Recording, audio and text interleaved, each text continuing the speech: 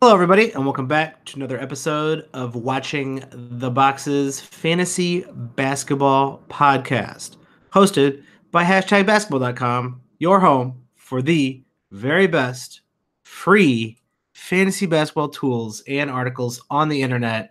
If you have not checked out #basketball.com by now, either this might be your first time listening to this podcast, which, in case that's true, welcome. This is a fantasy basketball podcast. You are joining in the middle of January. It's a little late, but there's still a lot of good content. But if you've been listening for a while and haven't gone to #basketball.com, what are you doing? Like, we've been plugging these guys every single episode. I don't know why I'm getting mad at the listeners, so I'm going to stop and say, go to #basketball.com. They're great.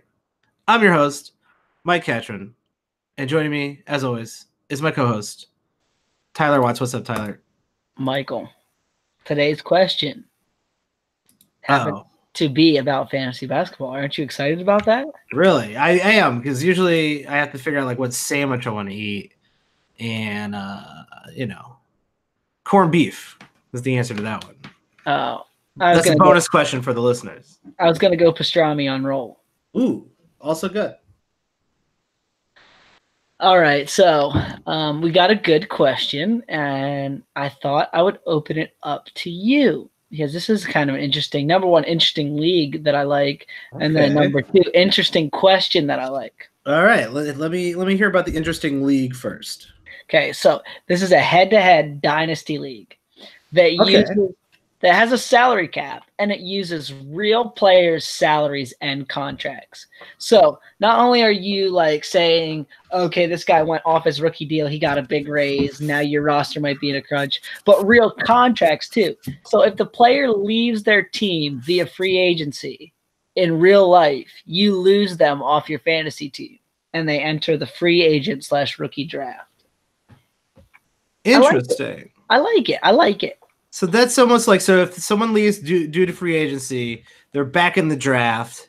You still have to, so like, you probably have to let people go fairly often, even if they get re-signed. You're like, well, this guy just got a max deal. I can't afford that. I have to let some other people go. So they get back into the draft. So it's like a keeper league, except for it's not like, oh, that guy has the best keepers. This league's going to be over for the next 6 years. It brings a little bit more variety, a little bit more randomness that I think would allow a dynasty league to stay interesting, because I think maybe some people out there who aren't huge into dynasty leagues, like they get a little bored with the fact that they're going to have this team forever. And then in this particular case, if free agents go back into the draft, that spices up the I think that spices up the league a little bit more. I like it. Oh, it definitely spices things up, because I mean, you could build like a team for a run, and then if all those guys leave in free agency when they become free agents, you could literally like be right down to the bottom real fast. So it could get real hairy. Yeah, you gotta pay attention to those real life contracts. Yeah, and sometimes those real life contracts can change on a dime. I mean, we saw Robert Covington get that kind of big extension last year from Philly, and sometimes things kind of come out of the blue a little bit with those too. So it can make it a little more interesting even. Absolutely. So what's the question about this very particular league that I like these particular leagues? Okay, so the fantasy sports guy on Twitter, give him a shout out. He's the fantasy sports guy. He's currently 12-1. Okay. Okay, pretty good. He has Jason Tatum, Jamal Murray. Okay. He has to give up those two and his first round pick for Kawhi Leonard and Klay Thompson. Okay. Well, I feel like, if you take a step back, you say Kawhi, top, 5 player, Klay Thompson in the top 30, Jamal Murray, not so much, and Tatum has been struggling. So right off the back, you're talking about a huge, huge upgrade to this season. And I think a lot of people forget when they're playing in dynasty leagues that the point is to win the league. This guy's 12-1. He's already doing really, really well. That means he's probably already got a really, really good, obviously one of the better teams in the league, if not the best team in the league. And he's about to get a top 5 player and like a third round player for guys who have a lot of potential? I would say the answer is you absolutely take Kawhi and Klay. You sacrifice that future for a championship. And you also sacrifice guys who maybe never, like Tatum might not ever be as good as Klay Thompson. Oh, I'm with you there. So you got Klay and Kawhi. So if you can bring them onto your team with whatever salary you have going on, if you can keep them in the next year, you have the right to keep them next year. You have that going for you too. Kawhi and Klay aren't old men. Yeah, but here's the thing: like both of them are free agents, so you could potentially lose both of them. That's true. So they're definitely like that means like you're forced to.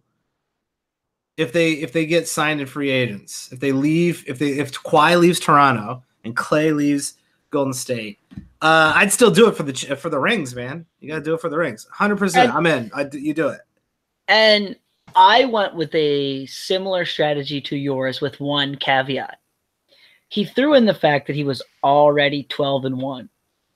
Now, if you're the 12-1 that maybe you lost a fluky week because some of your better guys only played a couple games, and you feel like you're already that much better than the rest of the league, you're giving up not only two young players, but two pretty good contracts, right? Like neither one of those guys is making max money. And you might be able to swing for the fences on a player who's, a little more locked in. Sure, like all the big names are going to make a ton of money, but maybe a little more locked into that contract.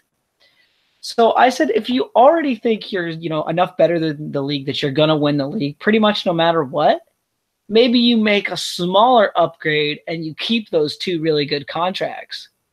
Just figuring, I mean, because both those guys could be just this year assets. So you got to kind of know your team and know your league too. Like, sure, sometimes it's great to make this, win the championship move. But if you're already going to win the championship, you don't necessarily need a move like that. That's a good point. If you feel super confident in your team, but that's the thing. Anything can happen between now and the end of the year, end of the playoffs. Kawhi Leonard and Klay Thompson could be the two guys that get hurt. I mean, anyone could get hurt. That's certainly true.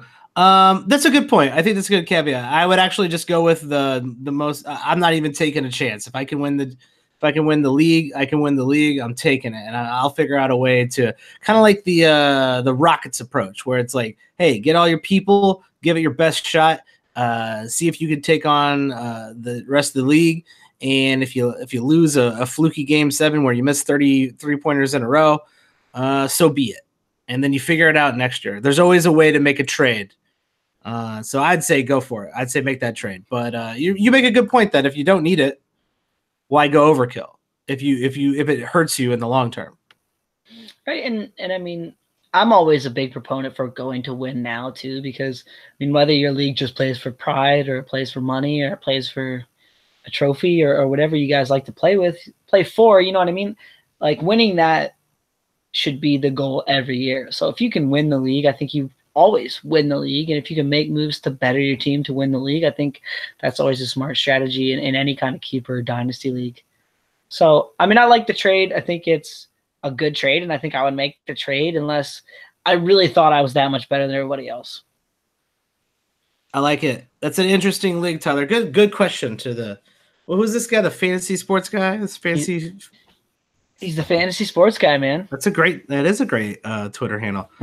Shout out to the fantasy sports guy, and shout out to all of our listeners out there who continue to send us questions and feedback for the show. If you really want to support the show, just like some of our listeners are already doing, go check out patreon.com/watchingtheboxes. You can help support the show, and you will have direct access to Tyler and I to provide feedback for the show, questions, and all sorts of other goodies out there and extras for our subscribers, including early access to our mid-week podcasts. So go check that out, patreon.com/watchingtheboxes. Tyler, let's talk about week 15, the week to end all weeks. You've got your article out there on #basketball.com. And as always, it is full of nuggets of excellent advice. I don't think there are many Denver Nuggets in it this week, actually. Yeah, that's true. Usually the Nuggets have an interesting schedule. I'd actually say the Nuggets are often in your these are the other Nuggets. Oh, okay. The ones that bring quality to your week ahead. And it's an interesting week, as always. Monday, 11 games being played. So I think last week we kind of, lobbied everyone to make a play for getting a stream from last week, maybe a Saturday game, Sunday game, and stream into the beginning of this week, because we have 11 teams playing on Monday, 10 teams playing on Wednesday, and 10 teams playing on Friday, and 9 teams playing on Sunday. So you're going to have pretty packed rosters 4 out of the 7 days this week. So getting your streams in on those off days is going to be very important. Most teams are playing 4 games, and we got Charlotte and Indiana playing 2 games. So, Tyler, what's some of the things you're looking at on the waiver wires for Week 15? Well, first off, I think it's important to say that Monday, which is probably when you're listening to this, is a great day of basketball, right? It's Martin Luther King Day. There's games all kind of throughout the day. There's a ton of games on. The League Pass is still on for free if you're not a subscriber, so you can kind of watch all the games. And it's just a really fun day of basketball. So there's that, and there's a lot more games this week than we saw last week, so it's gonna make playing any guy playing 2 games really hard. Like even Kemba Walker and Victor Oladipo, man, I'm looking at my waiver wire going, is there a 4-game guy here? Because think about it. If Victor Oladipo averages 20 points a game, and I get a 4-game guy who only averages 10 points a game, in the long run, that works out to be the exact same total. So, there's probably guys on your waiver wire that average 12 points a game that are on the waiver wire. So, if points is what you need, Victor Oladipo is actually hurting you in that category, whereas you could pick up someone like Dwayne Wade. Now, we can talk about Wade here in a minute about how he's always a little bit dangerous because he could sit out at any point being 37 years old and on his farewell tour, but he's averaging 14 points a game, and he's on the waiver wire in over 70% of Yahoo leagues. Yeah. So, so you got to be smart about those 2-game players. I wouldn't play Miles Turner, anybody like that. I'd think about Victor Oladipo and Kemba Walker, just depending on my league. And even the 3-game teams, like there's 18 teams playing 4 games. There's 2 playing 2 games. So, the simple math says that there's 10 only playing 3 times. Like those guys, you got to think long and hard about those players too. Yeah, I think when it comes to any of the guy, your normal starters, your high-end starters with 3 games this week, probably a good play. But as you're saying, Dwayne Wade could end up scoring 60 points over the course of this week, and Victor Oladipo could end up with 42, 45, simply because of the difference in the games played. And as you mentioned here in your article, Dwayne Wade, risky of a pickup to play for an entire week, but this week the Heat do not play in any back-to-back games. That's a great nugget of information. Yeah, and Wade played in their last back-to-back, so even that has been positive, but you never know. And so I'm a big proponent of Wade this week though. Like Wade is playing well, and it's not vintage Dwayne Wade, right? Like he's not scoring 20 points a game like he used to, but he's still producing a really relevant stat line. He's giving you 4 assists a game. He's going to give you 16 assists for the week. He's going to give you 2 blocks. He's going to give you pretty close to 16 rebounds. That's going to add up and be very, very useful in your roster. And so picking up Dwayne Wade's probably a pretty good move. Yeah, I think he should be pretty solid. We did run into a handful of injuries over this last week. Wendell Carter Jr. is going to be out for probably almost the rest of the year, at least 2 to 3 months with surgery on his hand. And I think you have a Bobby Portis in this lineup here of guys to pick up. He's owned in 42% of the leagues. Do you also think Jabari Parker? Jabari Parker's been actually getting off the bench and playing lately. Do you see Jabari Parker's value going up with Wendell Carter out as well? So, and you watch the Bulls maybe a little bit more than I do. I don't know about anymore. They've depressed me so much. I think we might watch the exact same amount. But unfortunately, like for both these players, like they're not. No one's really winning with this Wendell Carter Jr. injury, right? Like, I mean, sure, Porter's got 28 minutes against the Nuggets, but then the other two games have been 17 and 24. Like, those aren't great numbers. And you mentioned that, Jabari Parker's actually getting some minutes now, which is good, right? But even him over the last 5 games, he's only averaging 17 minutes a game. Now, Jabari can still fill it up, right? And Jabari's going to take lots of shots in those 17 minutes, but he's not really getting you anything for steals. So, I mean, if you need 12 points and 5 rebounds, like, okay, like it's fine. Yeah, both Jabari and Bobby Portis are probably deeper leagues, or if you're in a points league where like you don't care about the other categories that those guys don't give you, they're probably better ads for that, especially Portis, who I think will benefit most with Wendell Carter being out. But it's good. It is good to see their values going up. Are they going to be standard league relevant? I think Bobby Portis could be, but these are both probably waiver wire pickups at best. Yeah, and it's important to say that if you play in a daily league, like streaming in Jabari Parker isn't the worst thing if you need some points. Like we've seen even in 17 minutes against Lakers, he knocked home 18 points. Yeah. You know what I mean? So I mean, maybe there's someone better. It all just depends on your league, and that's the stuff you gotta look for. Like, if we're looking for just points, say you need points this week. We mentioned Dwayne Wade. The other guy's probably Colin Sexton. He's only owned in 45% of leagues. Like, he's averaging 14.5 points a game. Now, his stat line isn't great, and he's not helping you in a lot of other places, but maybe points is the swaying category in your matchup this week, and Sexton's a pretty good ad if you need points. Yes. Colin Sexton, who has been, I think, a little off and on this season, kind of on people's rosters. Like I've seen him kind of living on that waiver wire a lot, where he's people get real sick of him, and he's a little bit of a streaky player, but he's also he's young and he's got some decent potential, and the Cavaliers really got nothing left to lose. So well, he's not giving you the traditional point guard stats, but like you're saying, he is still scoring. And here's the thing, and we talked about this all the way back in the draft. If you remember, Mike, I kept trying to tell you and anyone who would listen that Sexton's not really a point guard. Yeah, and he's not. Like he's been proven correct. His best, attribute in the future is going to be as a sixth man for someone, like one of those microwave scorers. Comes in, shoots a lot of shots, scores the ball. But he's never really going to be a big assist guy. I don't see him maybe ever averaging over like 4.5 assists unless he gets a lot better in that. And it's important to say that he's really young and he could, but that's just really not part of his game right now. He's not going to get you any defensive stats. He's going to shoot a poor field goal percentage. Like he's going to actively hurt you in some spots, but he's also going to get you like 15 points.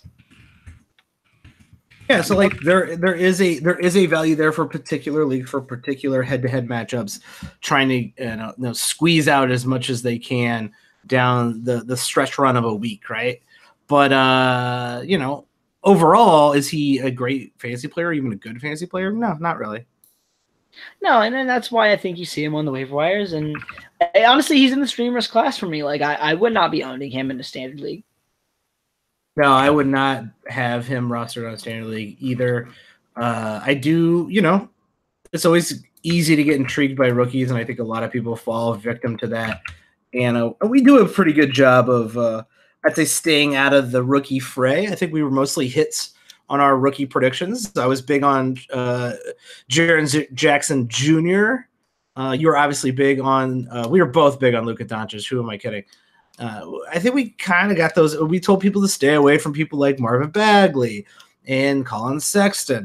And, the rookies rarely pan out. It's only in this last, 3 to 4 years where, there's been a 1 to 3 rookies a year that are like not just fantasy relevant, but like excellent at fantasy. So now I think people are getting that rookie hype, and Colin Sexton was definitely one of those people who's just, like you were saying, the scouting reports show he was not a point guard. He's not been a point guard.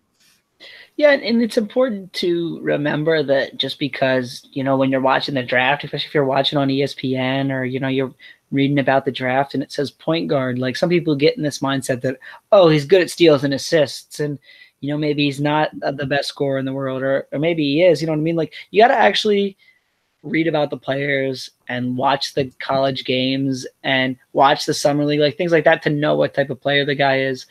And I think some fantasy owners like just fall into the trap of, oh man, I'm going to draft Colin Sexton last round. He's going to be the starting point guard for Cleveland at some point this year and give me 6 assists and a steal and a half a game and like 15 points. Well, that's just not Colin Sexton's game. And it's also people are drafting Colin Sexton late instead of overlooking someone who's in your list here. Etuan Moore. Etuan Moore, always underrated, only owned in 25% of leagues still. Plays 30 minutes a game, gets you a couple assists, a couple rebounds, a couple three-pointers, almost a steal a game. A much more interesting into-the-bench player, a much more just statistically relevant across the board and consistent across the board. Even though he could also be considered a waiver wire into-the-bench type of player, he's actually going to perform that well all the time, which, puts him in a league of players who are often overlooked in drafts, who then end up on rosters before the second week is out.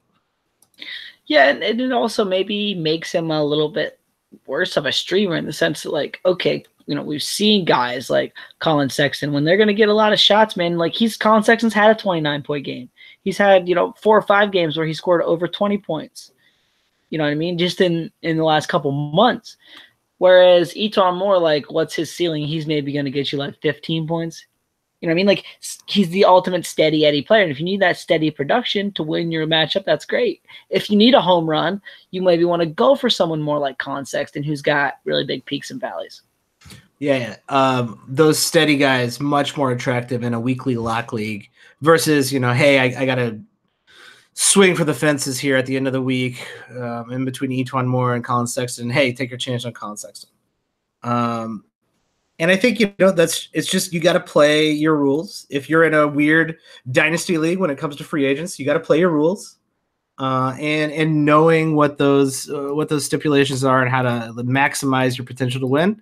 That's the whole beauty of fantasy basketball. And that's what we enjoy figuring out and doing here. I want to, since we're talking about the Pelicans, we have to mention, of course, out of obligations to our sponsors, #basketball.com, we are obligated, as always, to alert everyone that Anthony Davis will be out 1 to 2 weeks due to a left finger sprain. Tyler, I know there's a lot of people mourning the loss of Anthony Davis out there. He's had a very healthy year, and is also one of the greatest fantasy basketball players of all time. This is going to be a huge, huge hurt for anybody who owns Anthony Davis. But whenever there's an injury, that means someone's opportunity is going up. So, who on this Pelicans team are you think is going to see the bulk of the usage bump or the value bump with Anthony Davis being out for the next couple weeks? Does a superstar have a worse, kind of fill in than Anthony Davis? Like, this whole Pelicans bench thing is not good. So I think you're just really going to see more Julius Randle, more Nico Mirotic, more Drew Holiday as far as minutes, shots. Like, they're just going to try to use their guys that they're, have been relying on to take the Anthony Davis production. And obviously that's not going to be Anthony Davis production, but I mean, I don't really see them. They're going to play some of these guys that they haven't been playing, right? Some more minutes, but I don't think any of it's really going to be that exciting for fantasy. Do you? Yeah, like, what does it matter if Darius Miller plays 30 minutes or Jahlil Okafor ends up playing 22 minutes a game? Like, maybe you could see some rebounds in 22 minutes a game from Jahlil Okafor, but like, are any of those guys going to be standard league relevant even in 25 plus minutes? I'm kind of with you in the fact that they're not. I'd say the starting five somehow ends up eating quite a few of those minutes. Maybe you're going to see more Elfrid Payton. So that might be the guy to pay attention to. is perhaps Alfred Payton ends up playing starters minutes. And that might be the flyer I take in this particular situation if I had to take a flyer.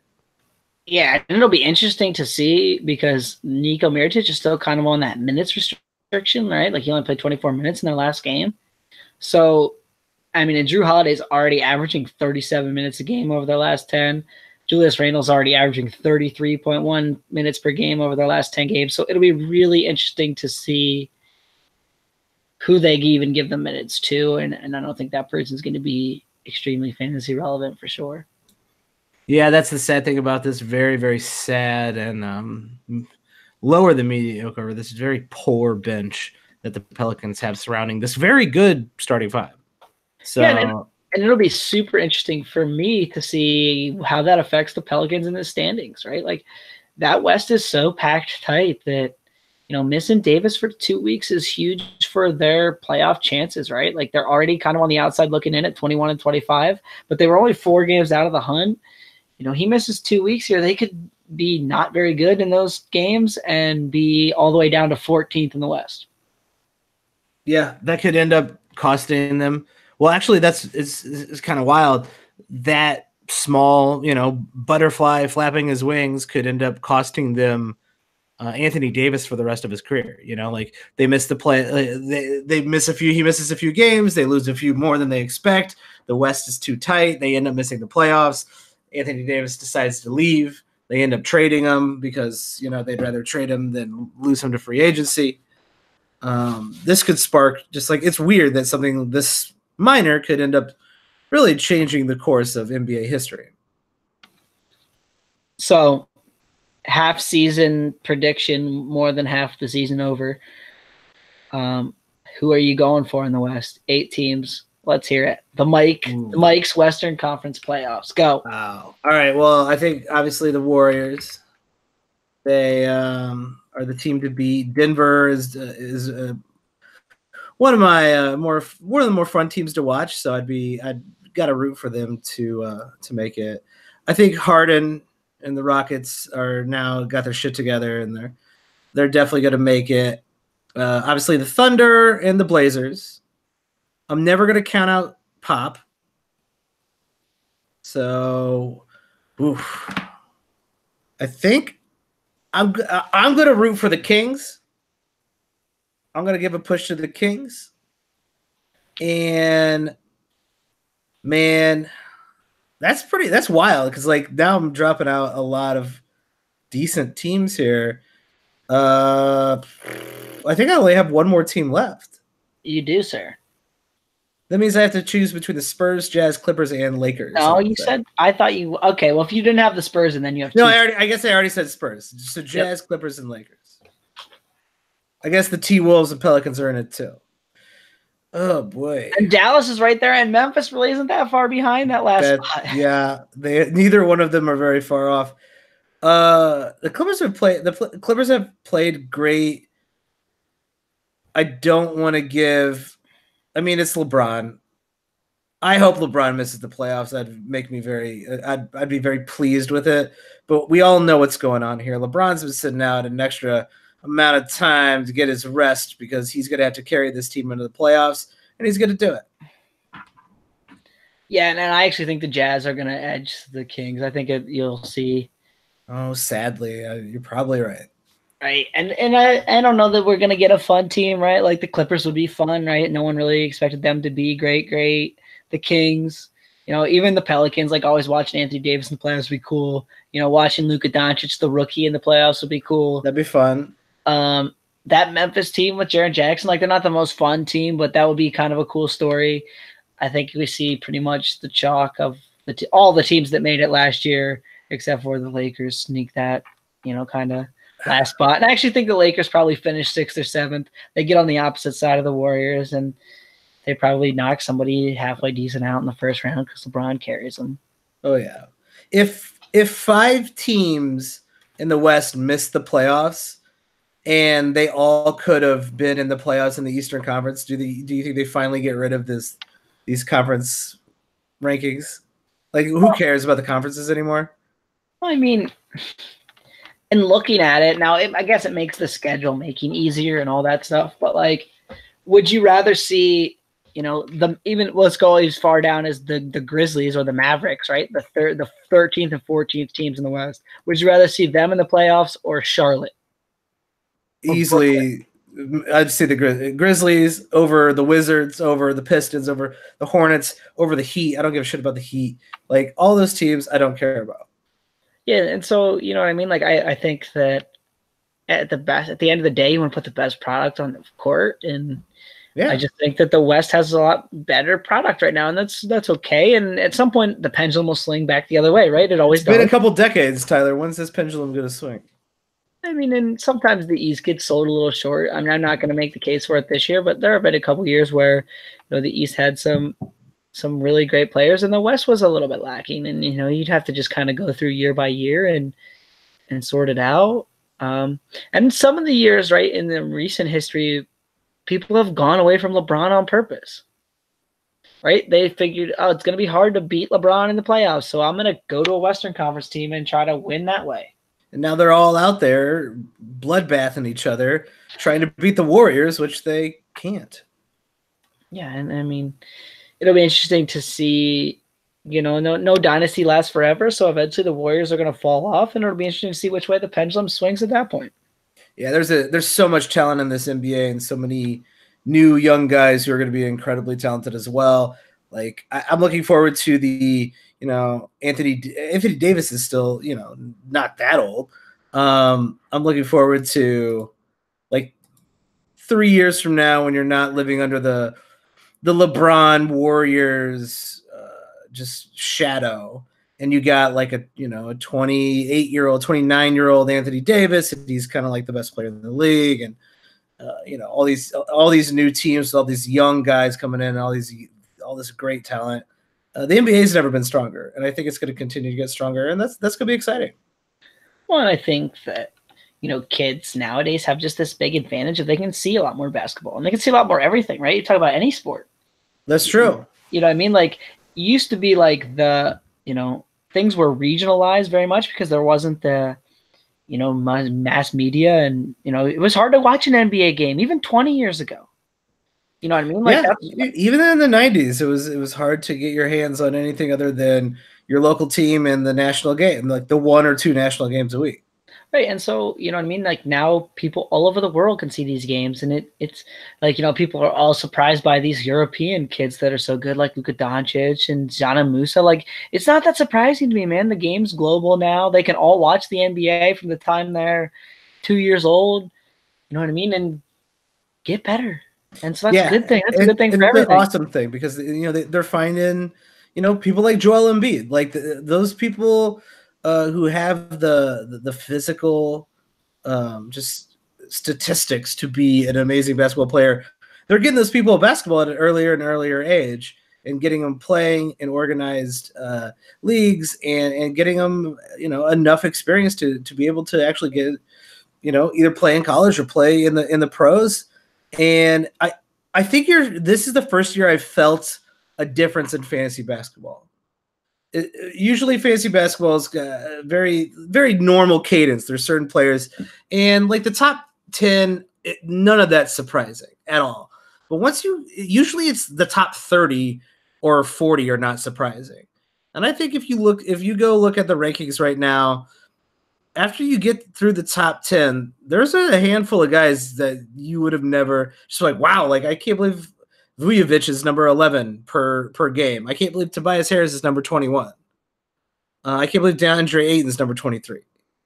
Like, there's a lot of guys out there. I think you feel the shift happening with the old guard, especially this year. And I mean, we've talked about that for the last 5 or 6 years, right? That it's been basically all the same players in that top 10.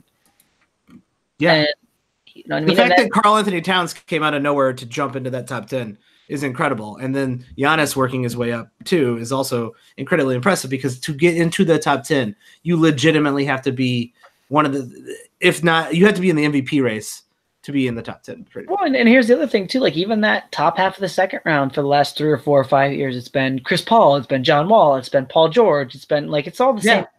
And so it's going to be, real interesting to see some new names jump into that, and some some new blood and some new talent, and some of those older guys are going to start falling off. Like Chris Paul now. I mean, can you really take him in the second round anymore? Probably not, especially since like assists are pretty like no one's getting good assists anymore. So it's like Chris Paul is like a real advantage, right? But to stay relevant in your assist categories, you really don't you don't have to load up on a Chris Paul. You're getting assists from non-traditional guys like Jokic, or what's his name? What's his name? Draymond Green. There it is. Old Whoosy Wutsy. Old Whoosy Wutz. Marcus Sol's almost averaging 5 assists a game. Bradley Beal's averaging 5 assists a game. So like you're getting non-traditional stats from especially like assists from different types of players, and everyone's hitting threes.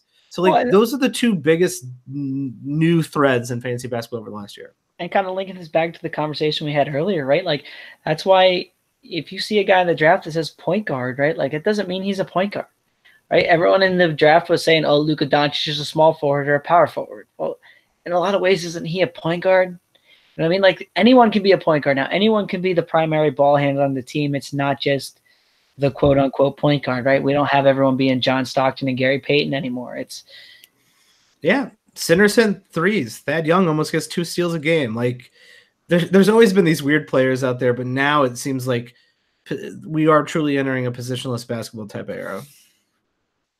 I think it's exciting. I love it. I absolutely love it. Let's knock off the end of week 15 here with focusing, as you do in the article, on the game days where we're not seeing so much action. Tuesday, Thursday, and Saturday are the low marks in those in this upcoming weekend. As you mentioned here, the Portland Trail Blazers actually play on three times on the light scheduled days. So like that's a team to focus on if you are in a weekly lock league. Is there any of these back-to-backs that you particularly like? Well, I mean, I think that the very first one on Tuesday, Thursday is the one to target. You got the Suns playing, right? So the Suns have a lot of interesting options, especially for steals of blocks, which we always talk about, right? They're the lowest numbers, so they're the easiest ones to make an impact on. You got guys like Mikal Bridges, who's averaging 1.4 steals and half a block. Now, unfortunately, he's not doing a ton else, but those games can make a big difference. You got DeAnthony Melton, who's only playing like 17 minutes a game now that Devin Booker's back, but he's still getting good steal and block numbers, and that's really what they're using him for. Josh Jackson's kind of the same way, so you got to like that. As far as Blazers guys, right, the Blazers have a really great schedule. They don't have a lot of really great streaming options. If you need assists and rebounds, right, Evan Turner's getting you 4 assists and like 5 rebounds a game. So taking 3 games of that, that's pretty good production. You got Mo Harkless too. If he can just stay healthy, man, he's still averaging almost a steal and a block per game. You're still riding that Mo Harkless train, aren't you, Tyler? I mean, as far as streaming, if you know he's going to play in 21 minutes a game, he's legitimately averaging a steal and 0.9 blocks. Yeah, I mean, like, there's a reason we've had him on our radar since he was in Orlando.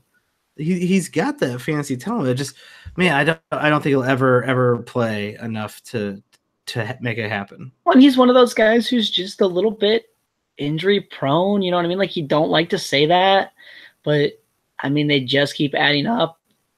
And now he did have, in the last 5 years, 2 relatively healthy seasons, but the other 3 are 45 and 59. And now this year, he's only played 27 games so far. So it's trending like he's going to play about half the games again, which is not great. So, and it's always the same kind of thing, those knee injuries. And it's worrying, but at the same time, like, you know what I mean? Like, there's still a ton of potential there. And if they just play him 30 minutes, right? We saw the season already. He was basically a 1-1 guy when he played 28.9 minutes a game in 2016, 2017. He's a 23-year-old kid.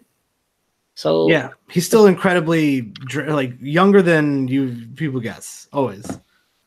Yeah, so I mean, there's the potential there for that, and also on that day, you got Nerlens Noel, who, if you need steals and blocks, Nerlens Noel will probably be the best guy on your waiver wire if you need both categories. He's averaging a steal and 1.4 blocks.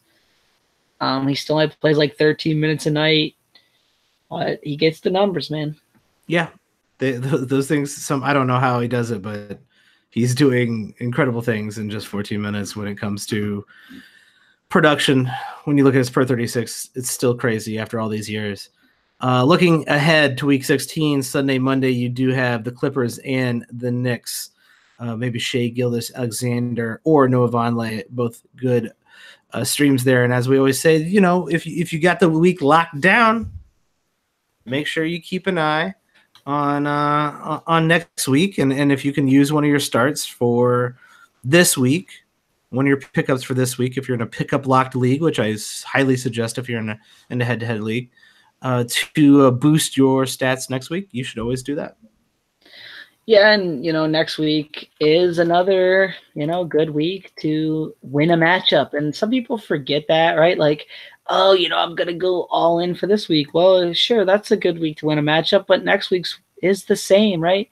And so getting a little bit of advantage in both is good. As far as next week, the schedule gets a little bit more spread out. There's only one day. Saturday has 12 games, so nobody will be streaming on that day. Every other day, though, the streaming is probably available. The next largest is Wednesday with 8 games. So getting a few extra games is going to be important next week. If you got the week wrapped up and you're looking for a Monday, Tuesday back-to-back, so maybe you can pick that player up on Sunday and get them for both Monday and Tuesday, where there are 5 and 7 games. The Brooklyn Nets would be the team you want to look at. Oh, so okay. There is that. If you're interested in that little tip. Yeah, if you're playing a weak team this week and you're gonna knock them right out, around Thursday, Friday, start evaluating on whether you want to save some of those streaming pickups for next week. Maybe you got a hard schedule next week, and like Tyler said, there's going to be a lot of streaming going on next week, so everyone should take full advantage of that. So if you can get an extra game or two, that could boost you over the hump, and that could be really important because we are starting to approach playoff time, Tyler. Yeah, and I will say this too about next week. There is exactly 11 teams that play 4 games, and the Portland Trailblazers only play once. Ooh, really? Are they traveling? I am not sure because they play Utah, and Utah has 3 games, so I can't imagine. Oh, probably no. It doesn't sound like that's very weird. We'll have to figure out what that's about. Tyler, do you have anything else you would like to plug? No, man, that's about it. As always, it'll be another crazy week in fantasy basketball, and you mentioned it, man. We're reaching the stretch run here. This is week 15 already. A lot of people are starting their playoffs around week 20 now, so we only got a few more weeks to go. Yeah, it's getting tight out there, and as a lot of playoffs begin, we will still be providing our weekly stuff, our waiver wires, but we're also going to start looking ahead to next season, doing some dynasty and keeper discussions as we move forward. And if you guys have dynasty or keeper questions, tweet them at us. Tweet at Tyler at Tyler P. Watts. You can find me at Watch the Boxes, and we will address your dynasty and keeper questions here in a future podcast. But if you just want to give us feedback for the show, we're also open to that as well. If you like the show, please rate and review us wherever you're listening to this. It helps people find us. And I'll throw this in right at the end. We will have some very fun episodes in those playoffs. We'll do our first round for next year.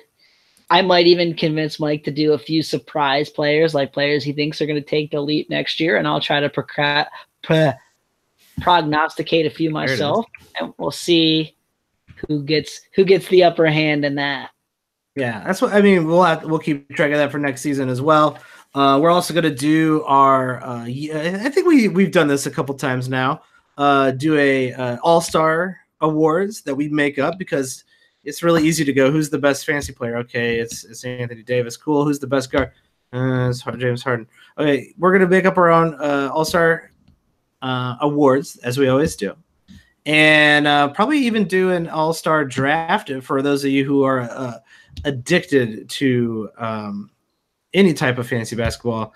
A lot of people out there do a draft for the All-Star game. So if we were doing points scored in the All-Star game, we're going to give that a go as well. And so we got a bunch of stuff coming up. If there's anything you want to hear, like I said, reach out to us. And one of the best ways you can reach out to us is on patreon.com/watchingtheboxes. You can basically help support the show, keep us running, and help influence the direction the show goes in. So check us out, patreon.com/watchingtheboxes. Subscribe as soon as you hear this. Like, what are you doing right now? Go subscribe. I think that's it, Tyler. You got anything else? No, that's it, man. All right. We will see you all very soon.